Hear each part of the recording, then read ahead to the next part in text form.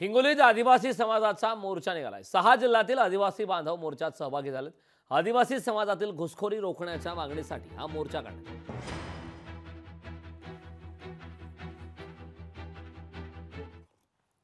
त्या लाडल्या बहिणीसाठी त्या सरकारने 7,000 कोटी रुपये हे वर्ग केलेत आणि जे आदिवासी समाजाच्या ज्या योजना होत्या त्या योजना कुठेतरी बंद केल्या। म्हणजे एकीकडे आदिवासी समाजावर अन्याय करायचा आणि तुम्ही निवडणुकीसाठी पैसे वाटवायचे, हे खरं म्हणलं तर या सरकारचं दुर्दैव आहे आणि लोकांचं दुर्दैव आहे आणि म्हणून हे सरकार गेलं पाहिजे ही सर्वांची भावना आहे। आज आदिवासी समाज एवढ्या मोठ्या संख्येनं एकत्रितपणे आला, याचं कारण की त्यांच्या ज्या नोकऱ्या होत्या त्या अद्यापर्यंत सरकारनं भरल्या नाहीत।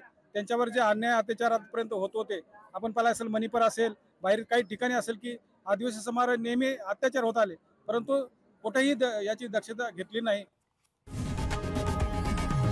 लोकशाही मराठी ऐका, पहा, जागरूक रहा।